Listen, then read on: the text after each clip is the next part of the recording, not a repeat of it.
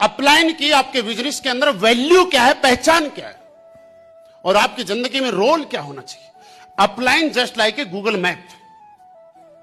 अगर आप ये पहुंच समझोगे तो आपकी जिंदगी में अपलाइन का रोल 100% परफेक्ट होगा।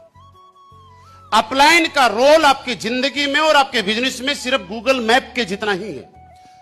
आपको जब दिल्ली जाना होता है तो यहां से मैप लगाते हैं तो गूगल मैप आपको यह बताता है कि 248 किलोमीटर दिल्ली है और आपको 4 घंटे और 46 मिनट लगेंगे, राइट। और आप उस मैप पे ब्लाइंड फेथ करके बिना किसी डाउट के उस मैप को फॉलो करते हुए चले जाते हैं, राइट।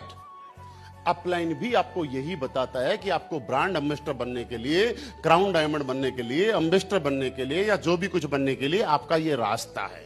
तो आप ब्लाइंड, पूरी बात सुनो, ब्लाइंड फेथ करके और उसके ऊपर चलना शुरू करते हैं। लेकिन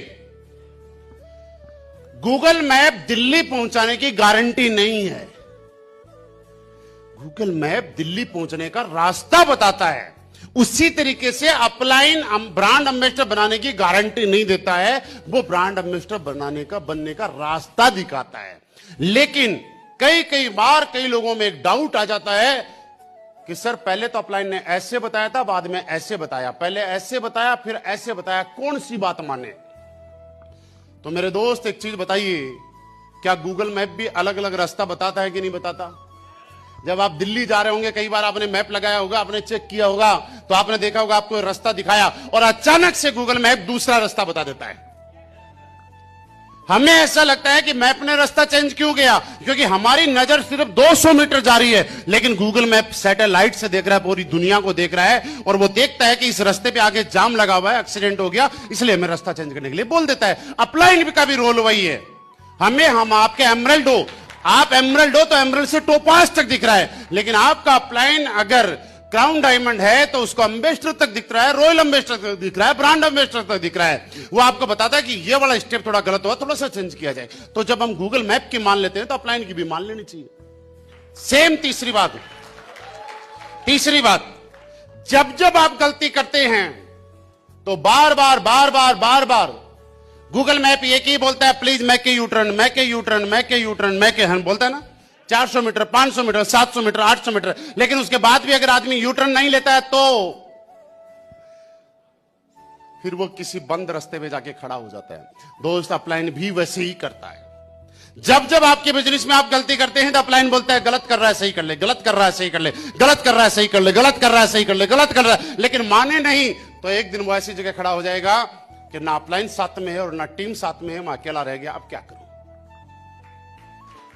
तो मेरे दोस्त, आज के बाद अगर आपको ऐसा लगता है कि अपलाइन का रोल नहीं है तो आप इस लाइन को क्या समझना है, अपलाइन जस्ट लाइक ए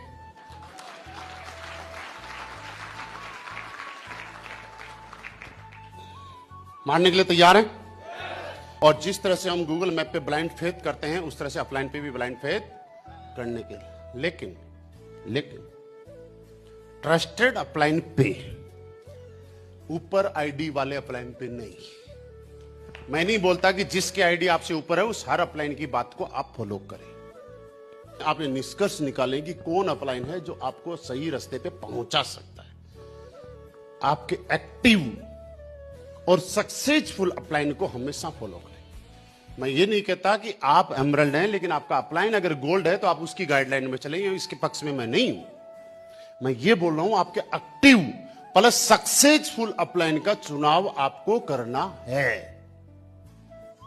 उससे क्या हो, कई बार हम लोग टीम में कुछ बताना चाहते हैं कि सर ऐसे कर लो, ऐसे कर लो, ऐसे कर लो, तो टीम क्या होते है वो चीजें नहीं मानती है, लेकिन उस बात को बताने का तरीका अलग हो जाता है।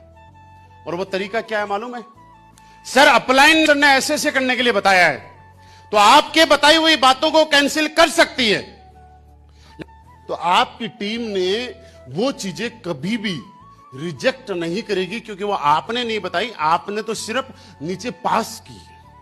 वो आदेश, वो प्लानिंग, वो गाइडलाइन किसी और की है, सिर्फ आपको इस चीज को देखते हुए चलना।